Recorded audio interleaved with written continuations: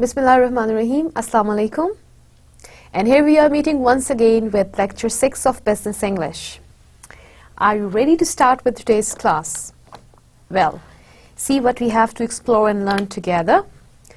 In today's class, we are going to learn about, in previous lecture, lecture 5, we talked about business letters and specifications of writing business letters. Now, business letters are of two major types, direct letters and indirect letters.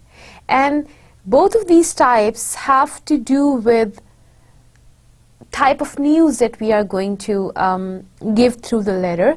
Is it a good news letter or a bad news letter? So we are going to have some discussion about direct versus indirect letter, what is the difference, and what is the relation between news type and the type of letter.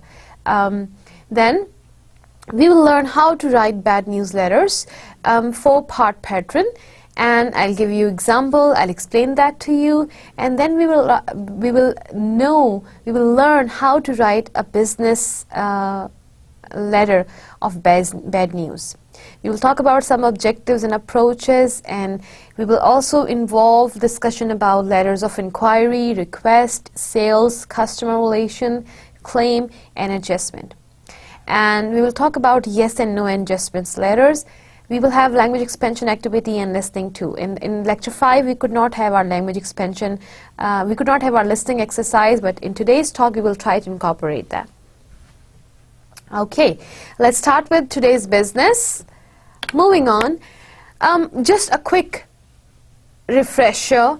In the previous lecture, lecture 5, we talked about the different purposes we write business letter for, and to put them down into two major categories, we could conclude that they're either written to inform or they're written to persuade. However, there are situations when both of these purposes get merged, and this is the third major category, that is informative as well as persuasive. However, usually there are, if we chunk them down into further categories, they are to persuade, to inform, to request, to express thanks, to remind, to recommend, to apologize, to congratulate, to reject a proposal or offer, to accept a proposal or offer, to introduce a person or policy, to invite or welcome, to follow up, to formalize decisions, so on and so forth. These all are purposes of writing business documents. However, if we look deep into them and analyze and find out what they are doing, they are either informing or persuading, or doing both of these things together. So to move on with, after knowing what are these business letters written for, we need to understand a few words, and we need to be very clear about what they really mean when we are talking about business documents. And here I'm particularly referring to letter vocabulary. In the previous lecture, lecture 5, I introduced you with the types of formats we use for letter writing, and there were several new words, new technical jargons that you came across in previous lecture. However, to refresh your memory about some of them and to give you some new terms, we will go through these few slides of letter vocabulary.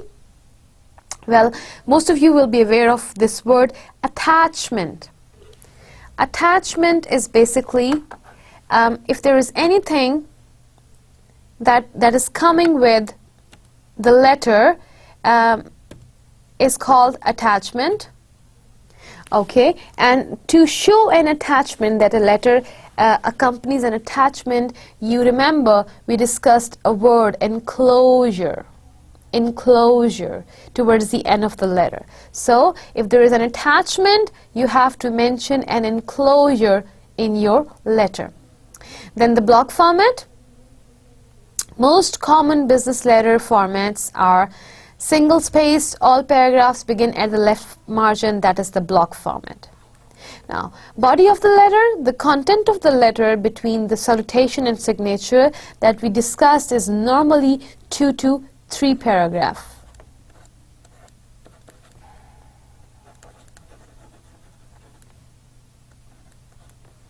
Then bullets. What are bullets? Small dark dots used to set off items in an unnumbered list, like this, okay? And I say the first thing that I need to learn is what is an attachment, and second thing is to learn the format, and so on and so forth. So I'm writing this into bullets. All right, and there are different types of bullets. Either they are, you know, black, this is black dot, or there is a star, or there is a check sign, or there is an arrow sign. If you're familiar with MS Office, you will find that there are different styles of bulleting. Then certified mail, important letters that senders pays extra postage for in order to receive a notice of receipt it's called certified mail.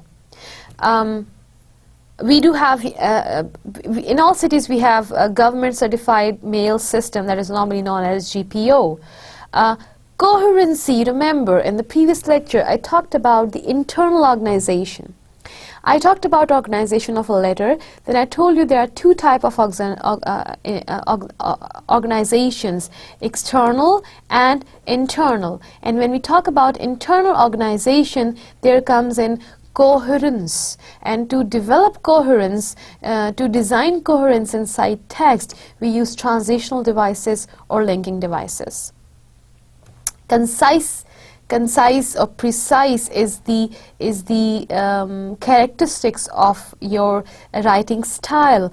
It means that you're writing to the point and simple and short. Confidential, personal. Something that is confidential is personal and it's very private. Diplomacy, diplomatic, demonstrating consideration and kindness. And direct mail or junk mail, marketing letters addressed to a large audience are basically direct mail. Double space means format where one blank line is left between lines of text. Like double space, one blank line is left between lines of text. I am writing lines of text, and I leave a space here, empty space, and empty space I am identifying by drawing a line, and then I write my next text. So this is known as double space. I'm sorry, this space is little different from this, but this has to be equal. Enclosure, an attachment comes in enclosure, we have already discussed it. Formal is not a new word for you. Format is not a new word for you. Heading is not a new word for you. Now, what do we mean by indent? Well, extra space, usually 5 spaces, 5 clicks at the beginning of a paragraph is called indented. For example, my paragraph starts from here, and second line will start from here, third will start from here, fourth will start from here. So this space is indented to show that paragraph begins from here. So if I finish my paragraph here and start the next paragraph from here, again my first line will start here and then it will start from the beginning. So first line of the paragraph is indented and each paragraph will start from the same point, you see, and that shows an organization. All right. Now, formal, informal, you are familiar with this word. Inside address, when we were discussing about the letter writing, we talked about inside address, recipient's mailing information, including his or her name and address of the company. And then justified margins. Straight and even text always begins at the same place. So, if you look at this, this is a justified margin. If you look at this, this is a justified margin. So if you have your text right justified, it will only have this place justified and text will be unjustified on this end. If you have left justified, then this side will be justified and text will be unjustified on this end, like you have in blocked letters. Or if you have center justified, then the center would be justified and your lengths would vary on each side. However, if you have if you have justified, only justified, then both ends will be justified. If you look at the MS Word, you have 3 icons, like this is showing left justified, this is showing right justified, something like B for center justified, and something like this will be justified for both ends. So you have these 4 options in MS Word to automatically, mechanically justify your text, have a justified text. Letterhead. Letterhead is a specialized paper with a company logo or name printed at the top. This is a business document that authenticate that your letter belongs to a company. Then you have logo. Logo is a symbol or image that identifies a specific organization. Then you have margin, a blank space that borders the edge of the text.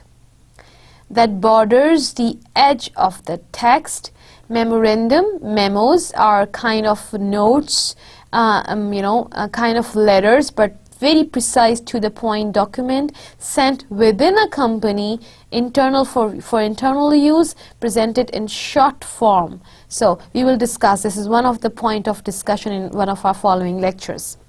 Modified block format is a kind of format that we've already discussed. On arrival notation, notice to recipient that appears on an envelope. Confidential.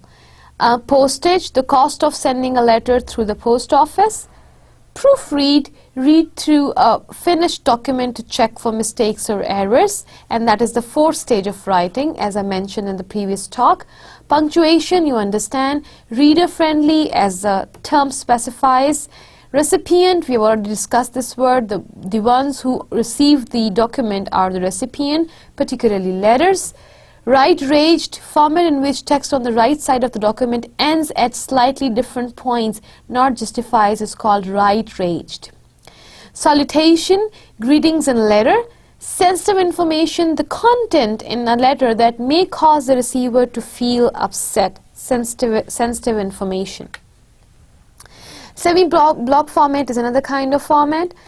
Sincerely is a kind of complimentary clause, term that is used before a name when formally closing a letter.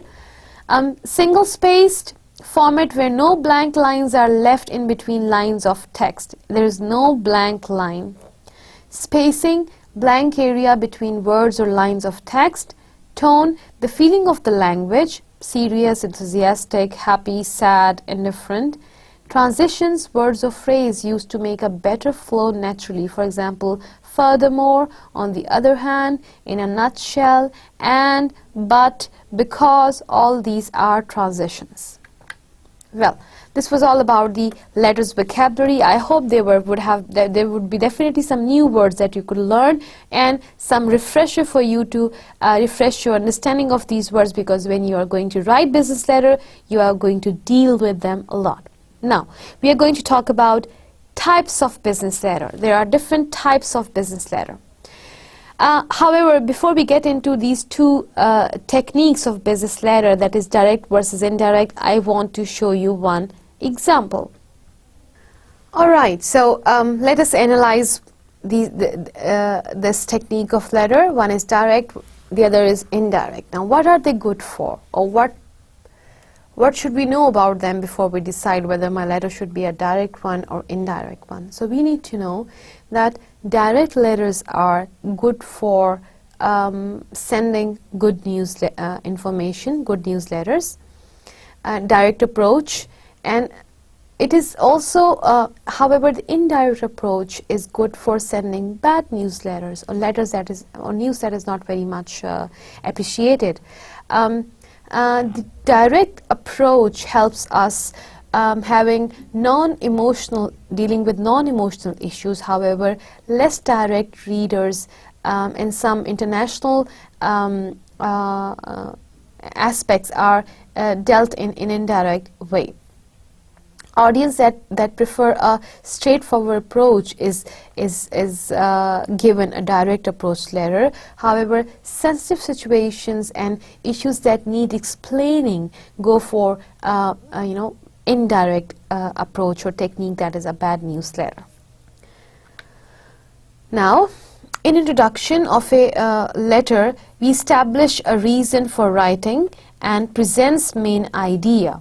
If you are writing a direct letter, in the introduction paragraph, that is the first paragraph, we establish a reason for writing, why are we writing this letter, and we present the main idea, what is this letter about. However, in introduction of the indirect letter, that is a bad news letter,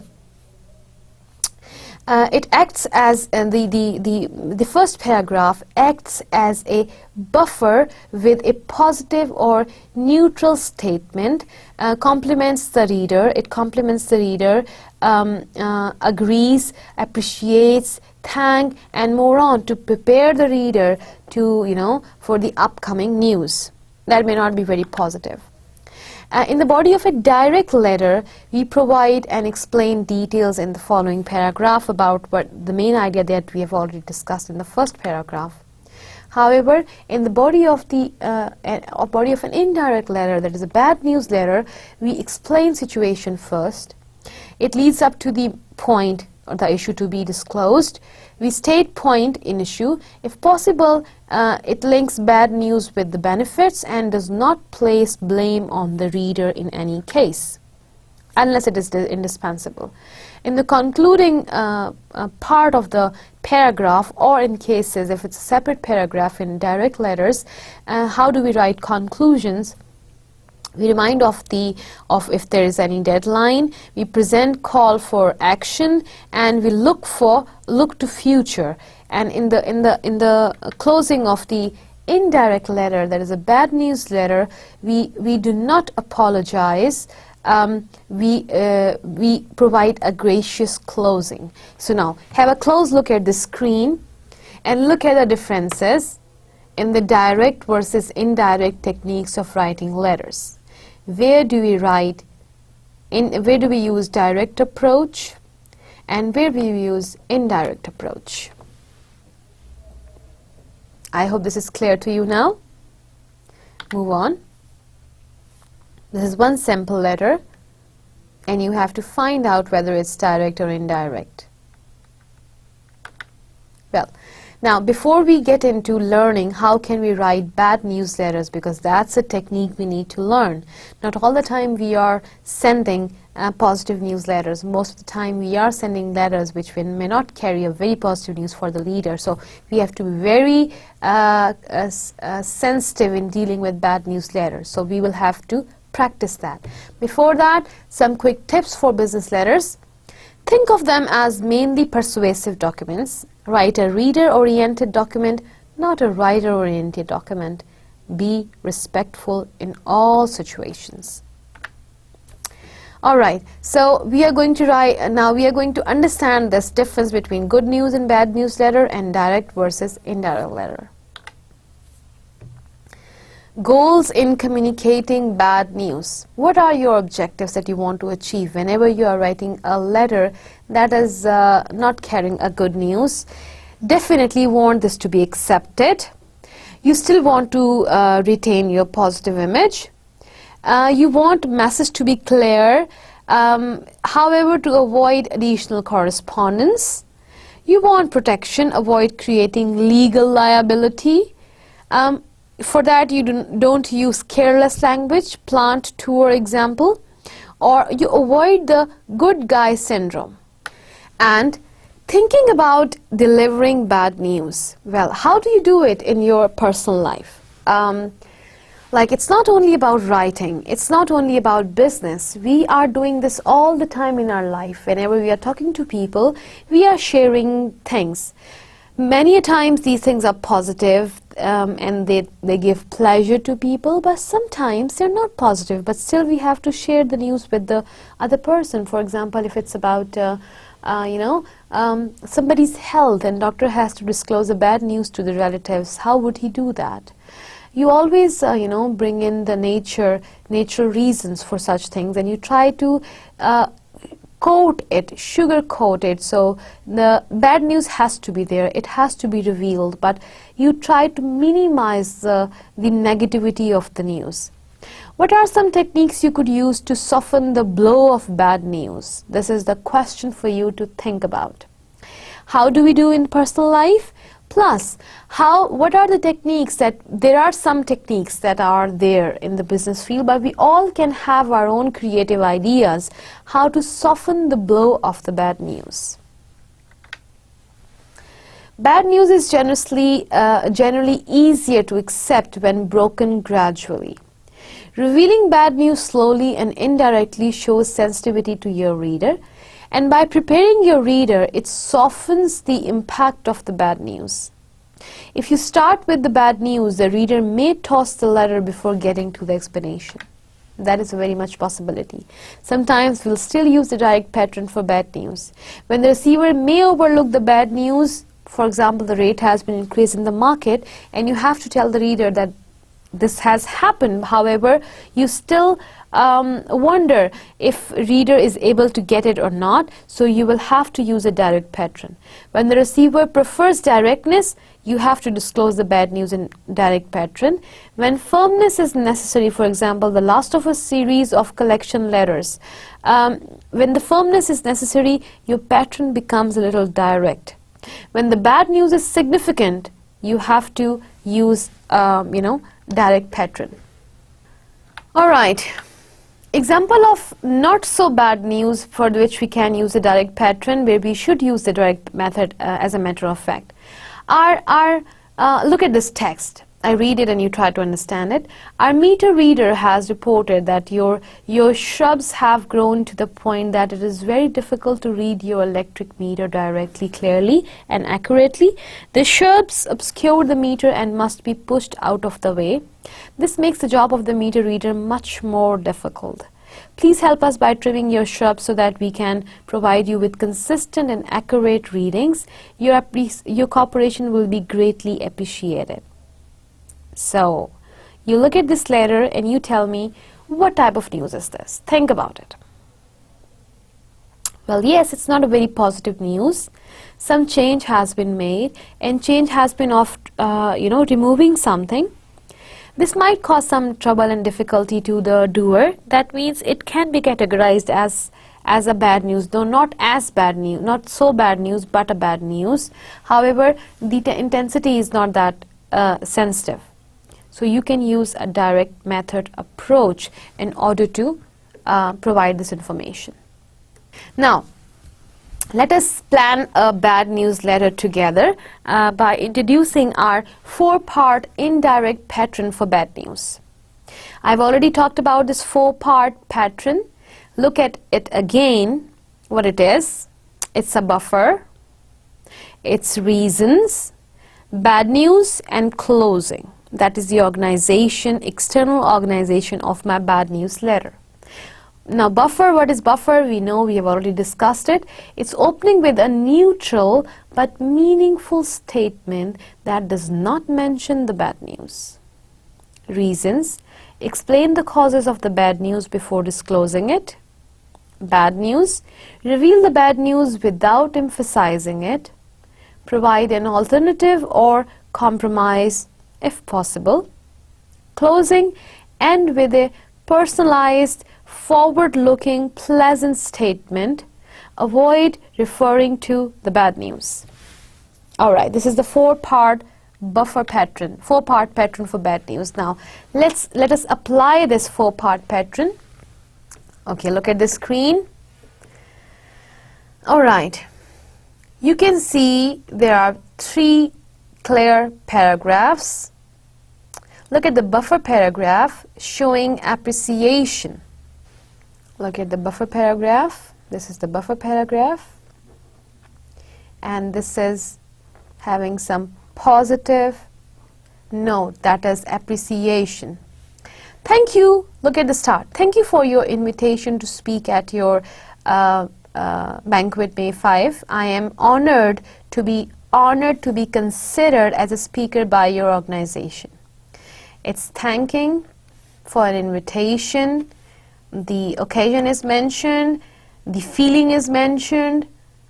Look at, and the due honor is given to the organization. Now, look at the reason.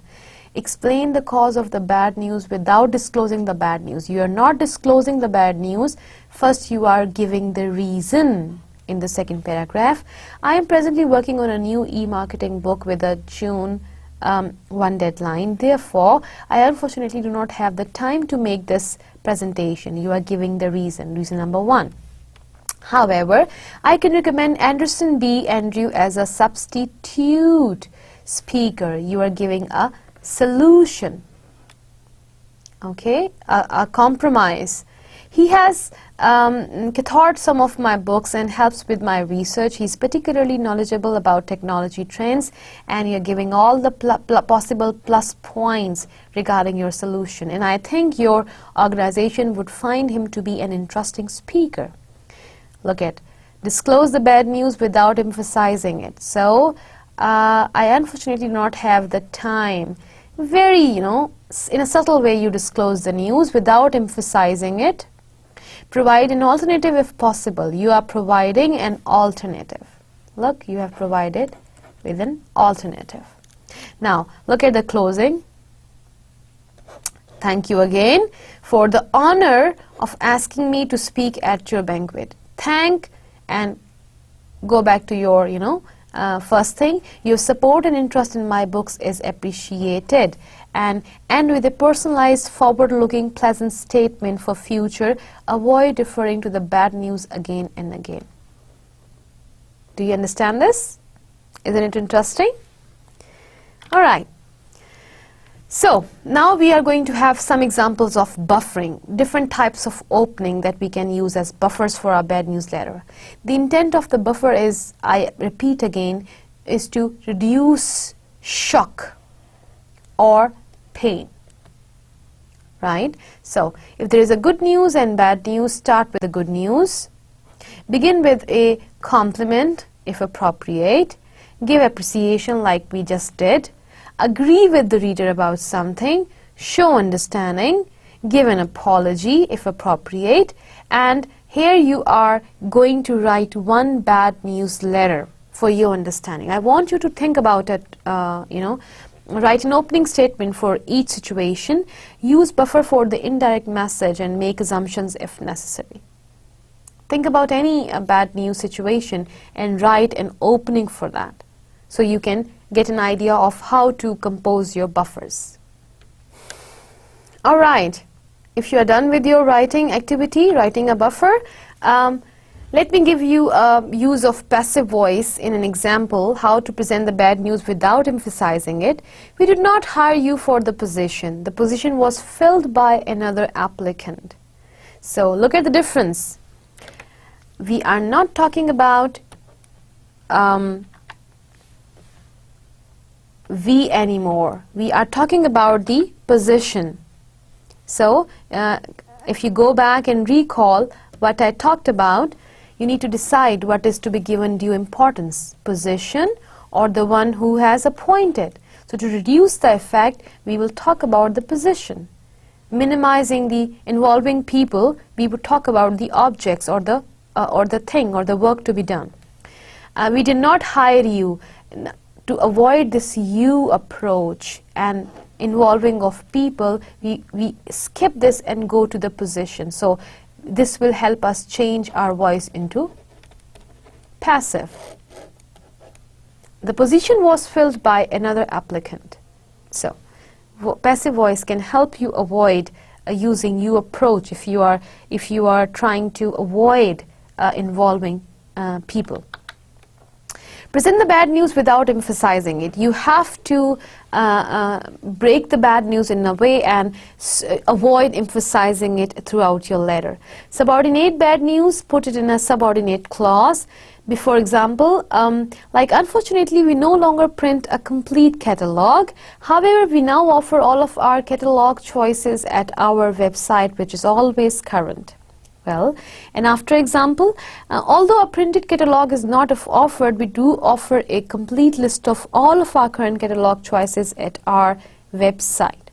So you can see how beautifully the news is there, but still it is not overemphasized. All right.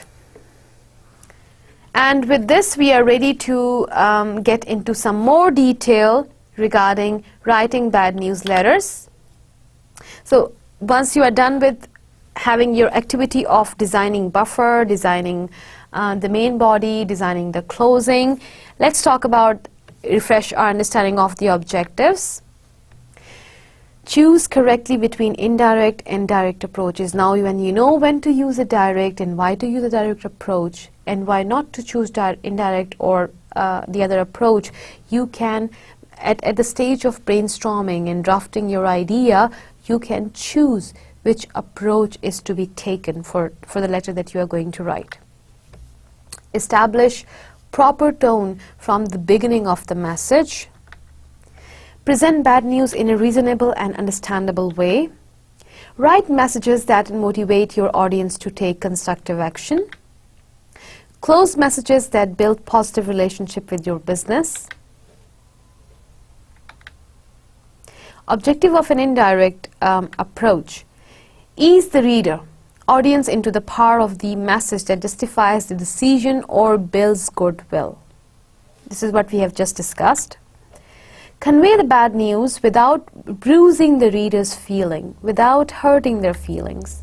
Help reader know the decision is firm, fair, and still build goodwill. And what is this indirect approach? Open with a buffer statement to soften the blow and demonstrate respect. Give reasons for refusing. Refuse. Offer alternative if possible. Close with positive and helpful tone. Some approaches for the buffer: agreement, appreciation, cooperation, good news, understanding, fairness, so on and so forth. Buffer basics: avoid saying no. Don't build up false hopes. Do not overdo. Don't apologize. Do make it relevant. Do stick to the point. Do be concise. Begin with most positive to negative. Don't use company policy unless it is indispensable. Do devote most of letters to reason. Do use positive, non-judgmental tone. Don't apologize because you're not making a mistake. Stating the refusal, make answer clear but positive. Place bad news in middle of paragraph. Minimize space saying it, get to the point. Use if or when to suggest conditions for future good news. Don't be blunt. Don't overdo at any stage for anything. Offer alternative if possible. Now, bad news closing. Don't repeat bad news. Conclude on positive note. Provide possible solution. Provides resale and sales promotion. Don't leave area open for future discussion. Watch doubtful, hopeful, insincere tone. And here you are. You have to wait between direct and indirect approach. You know that direct approach is for internal memos, for minor negatives, for routine bad news to other business, for close friends and associates, for audience who prefer direct news, for bad news first, then reason, then a courteous close, for situation that demand firmness, for shorter messages. If you have all these situations, go for a direct approach. And here we are ready to start with the other formats, other types of letters that we have to go through in our letter writing. And so far, we, alhamdulillah, I guess we are clear now what is a direct and what is an indirect approach of letter writing. Why do we use direct letters? Why do we use indirect letters? What is this bad news and good news approach? Why is this for? How do we do that? How do we make our decision? I hope by now you can answer all these questions. Another letter type that we are going to discuss in today's talk is inquiry letters. What is this letter about? Well, the purpose of this letter is ask for information exclusively. So, state clearly what information you are requesting and why you are writing. And for that, you are going to use the general rules of writing a letter that we discussed in the previous talk, and all the parts that parts and body portions that we discussed. You have to be specific, concise, to the point questions that are both easy to understand and easy to answer. You can also write in paragraphs, but you can, if there are many questions, you can use bullets. Use bullets to highlight the questions. Leave space for the reader to answer the questions. Attach a questionnaire if you have more than 5 questions. Specify when you need the answers by, and thank the reader for his or her effort in answering your questions. So, in special request letters, you make a special demand. You state clearly who you are and why you are writing, like you do in other letter writings. You convince the reader to help, because it's a request letter, so your aim is to demand some special, special action from the reader. Show you are hardworking. Discuss your reasons for the request. Show you understand the situation and have done research. Discuss why the person you are writing to is the best person to help. Write specific, concise, to the point questions that are both easy to understand and easy to answer. Use bullets to highlight the questions. Leave space for the readers to answer the questions. Attach a questionnaire if you have more than 5 questions. And specify when you need the answers by thanking the reader. Offer the reader a copy of the report or results and ask for necessary permissions. The third type of letter that we are going to discuss is sales letter. The purpose is to persuade the reader to buy a product, service, idea, or point of view. Well, you grab the reader's attention. That is the key point of writing a sales letter. Highlight the product's appeal. Show the product's use. What can you use it for? Conclude with a request for action. Buy it. Appeal to the reader with reader-centered issues. Health, convenience, service, saving money, whatsoever is this, whatsoever convenience you are offering. Use concrete words and colorful verbs. Be ethical and truthful, and don't brag or go on. The fourth category is of customer relation letters. The purpose is very clear: establish and maintain good relationships with the customers. And you receive these types of letters all the time. Be diplomatic, be persuasive, write from and understand the reader's perspective, and there are several types of such letters. One very important letter is claim letter, a type of customer relation letter. However, the purpose here is to express a complaint and a request specific action. Must have both. Choose a direct or indirect approach depending on the kind of audience you are dealing with or the sensitivity of the claim that you are making. Direct is best for routine claim letters like claim is booked by guarantee, warranty, contract, repetition, or more. Indirect is best for arguable claim letters when the claim is debatable or unusual. Use a professional, rationale, if possible, positive tone and not a hostile, negative and emotional tone.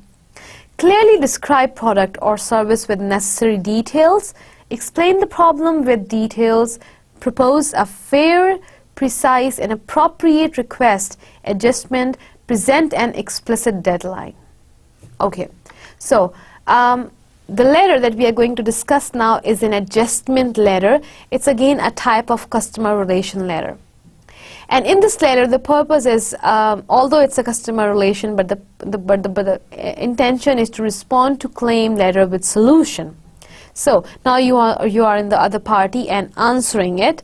Work to reconcile the situation and restore the customer's trust in your company, because that is very important. If you're not able to communicate this message, you will lose a customer. Be prompt, courteous, and decisive. Use a positive or neutral tone without being beguarding or taking full blame.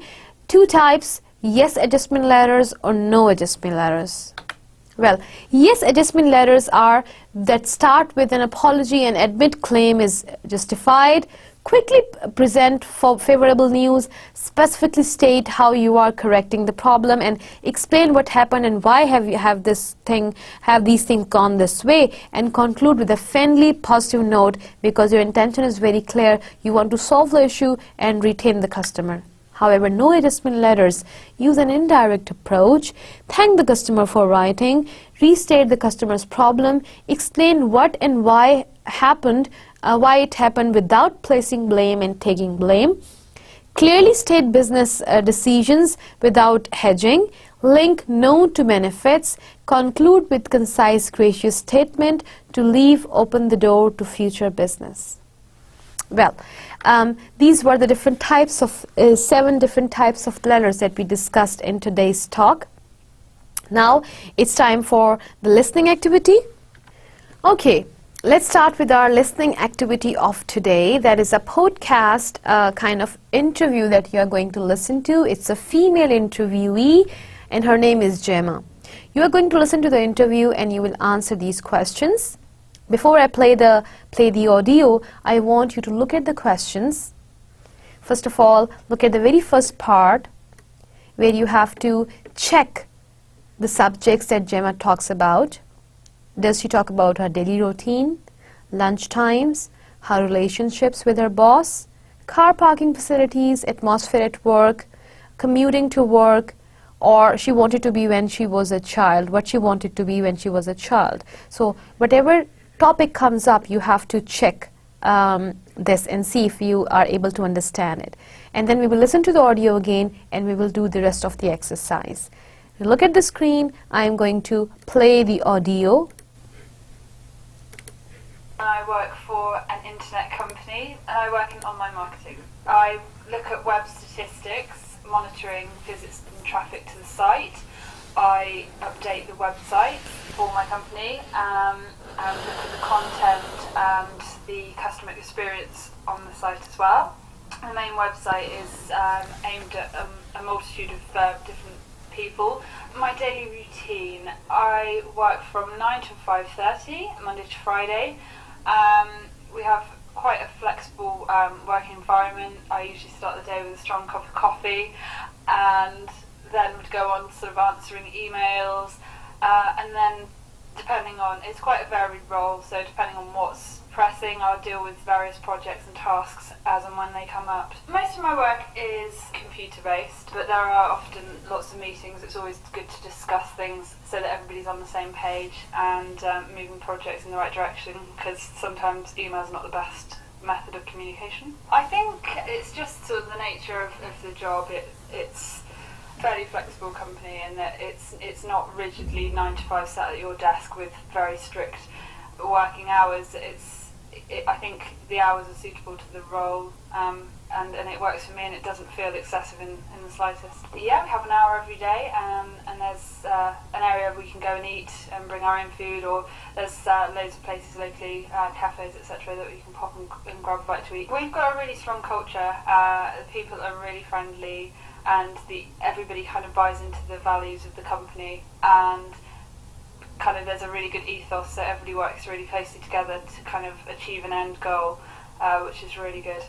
It's a quite fairly small company and we have a really kind of relaxed atmosphere. It's a really good balance between home life and work life, and so kind of there's a focus on, you know, taking time out to kind of rest and lunch times, etc.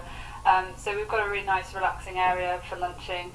We have a really strong focus on sort of health and well-being, and we sort of have sort of various activities throughout the year that kind of encourage healthy mind, etc. So there's often activities where staff are encouraged to take regular walks and get outside and have fresh air.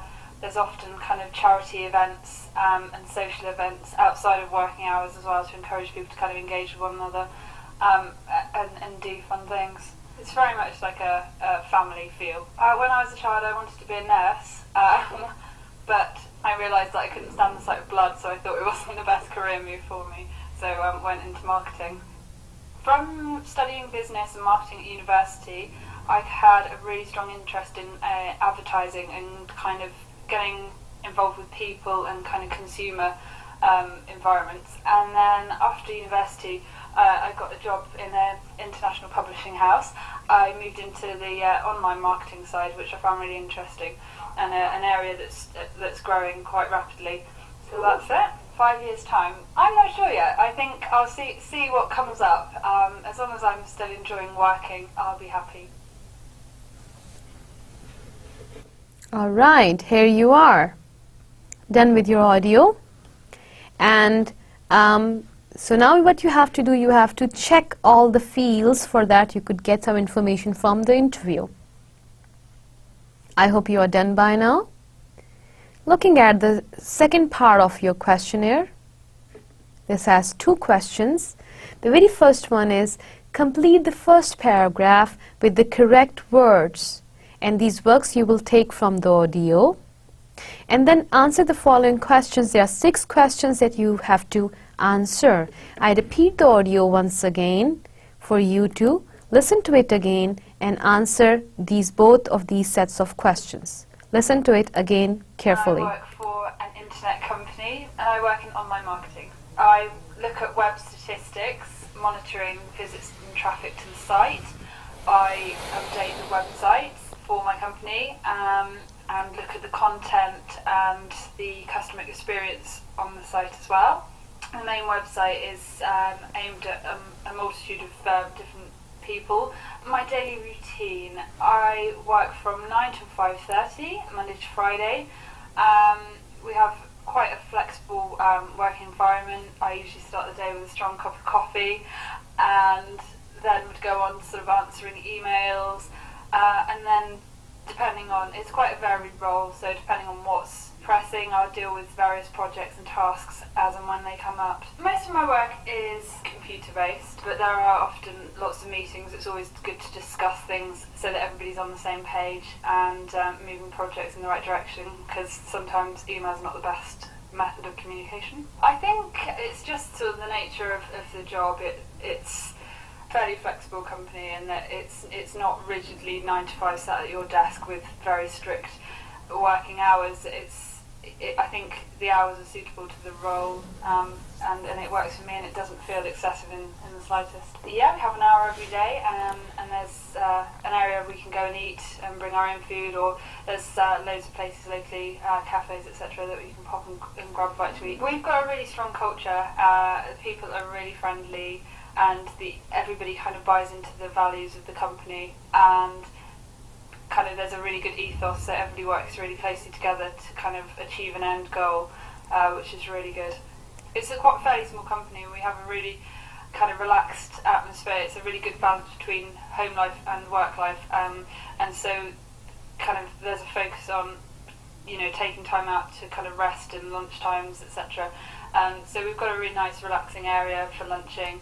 We have a really strong focus on sort of health and well-being, and we sort of have sort of various activities throughout the year that kind of encourage healthy mind, etc. So there's often activities where staff are encouraged to take regular walks and get outside and have fresh air. There's often kind of charity events and social events outside of working hours as well to encourage people to kind of engage with one another and do fun things. It's very much like a family feel. When I was a child I wanted to be a nurse, but I realised that I couldn't stand the sight of blood, so I thought it wasn't the best career move for me, so went into marketing. From studying business and marketing at university, I had a really strong interest in advertising and kind of getting involved with people and kind of consumer environments. And then after university, I got a job in an international publishing house. I moved into the online marketing side, which I found really interesting, and an area that's growing quite rapidly. So that's it. 5 years' time. I'm not sure yet. I think I'll see what comes up. As long as I'm still enjoying working, I'll be happy. All right, here you are. So, let me see how much could you get out of the interview. Please match your answers with me. I'm going to tell you the right answers for the activity. Well, let's see that first of all, what are the areas that you could listen about during the first time hearing. She talks about her daily routines, lunch times, the atmosphere at work, what she wanted to be when she was a child. So these were the areas that she talked about. Question number 2 was fill in the blanks. I work for an internet company and work in an online marketing. I look at web statistics, monitoring visits and traffic to the site. I update the websites for my company and look at the content and the customer experience on the site as well. The main website is aimed at multiple different people. And the third question was, again, it had 6 questions inside. The very first question was, how do I start my work? She has a strong cup of coffee to start her day. They have an hour off for lunch. They have an area where they can go and eat and bring their own food, or there are loads of places locally she has, such as cafe, where they can go and eat. The third answer is really friendly and where everybody buys into the company values. There are a good ethos and everybody works closely together, relaxed atmosphere. Fourth one is nurse. Fifth one is she couldn't stand the sight of blood. And sixth one is an international publishing house. Okay, it's time for today's language expansion activity. Well, today we are going to learn a few words to discuss trends of the market. Look at the vocabulary menu bar. You have a few words like fall, decrease, go down, grow, increase, shrink, go up, and rise.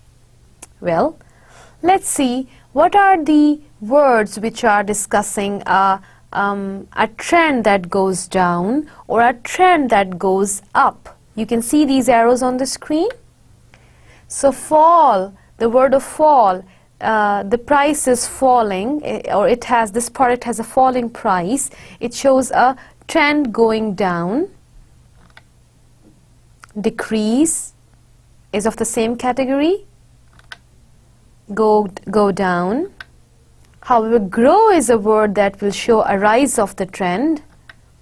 Increase, shrink is of the other category, go on, and of course rise.